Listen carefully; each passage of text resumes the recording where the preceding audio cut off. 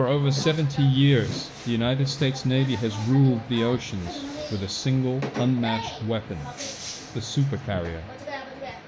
These 100,000-ton floating air bases allow America to project air power anywhere on Earth, turning the oceans into a global military network. But thousands of miles away, in a massive shipyard in Shanghai, that long-standing dominance has encountered something it has never faced before. This is the Fujian, China's third aircraft carrier. But calling it just another carrier misses the point entirely, because the Fujian represents a major leap in naval capability, one that directly challenges technologies once exclusive to the United States. And inside US naval planning circles, this ship is being watched far more closely than most people realize. Not because of what it is today, but because of what it unlocks. This YouTube animation brought to the title, From Ski Jump Limits to Modern Power. To understand why the Fujian matters, we need to look at China's earlier carriers. The Liaoning and the Shandong rely on a ski jump ramp at the end of their flight decks. It looks simple, and it is, but it comes with a major limitation. Fighter jets must rely entirely on their own engine thrust to take off. That means reduced fuel loads, reduced weapon payloads, and reduced range. Aircraft like the J-15 are effectively restricted to shorter range missions and defensive operations. For years, this kept Chinese carrier aviation behind the world's most advanced naval forces.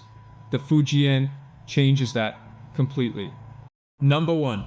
The technology shift. Instead of a ski jump, the Fujian features a flat deck equipped with 3 electromagnetic aircraft launch systems, EMALS. This system uses powerful electromagnetic force to catapult aircraft from zero to takeoff speed in just seconds, and the impact is significant. Heavier aircraft can launch. Full fuel loads are possible. Heavier weapons can be carried. And more advanced support aircraft can operate from the carrier. Before the Fujian, only the US Navy's Gerald R. Ford-class carriers had this capability. Now, China has entered that same technological category, and that changes the equation. So why this really matters? EMALS is not just about launching fighter jets. It changes the entire carrier ecosystem. With this system, the Fujian can deploy aircraft like the KJ-600, airborne early warning platforms that act as flying radar stations. These aircraft extend detection range by hundreds of miles. They improve coordination, they increase survivability, and they transform the carrier group into a fully networked combat system. In other words, the Fujian is no longer a regional platform. It is designed for blue water operations. Take the strategic reality.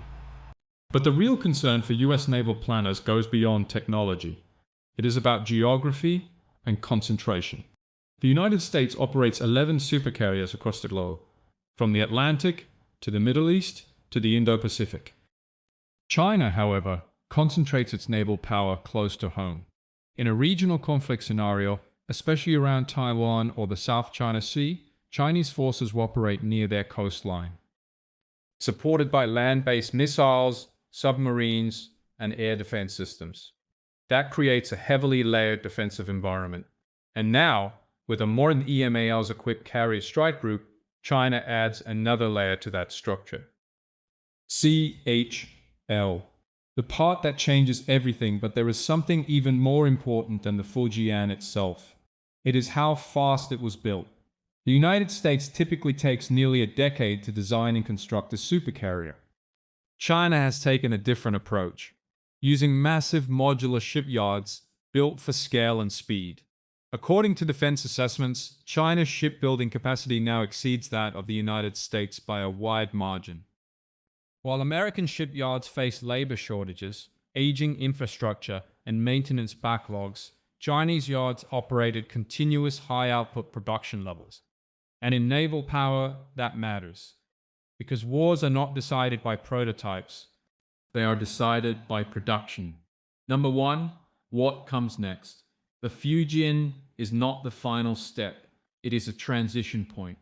Analysts expect China's next carrier, often referred to as Type 004, to be even larger, more advanced, and potentially nuclear-powered. That would dramatically extend operational range and further narrow the gap with US carrier capabilities.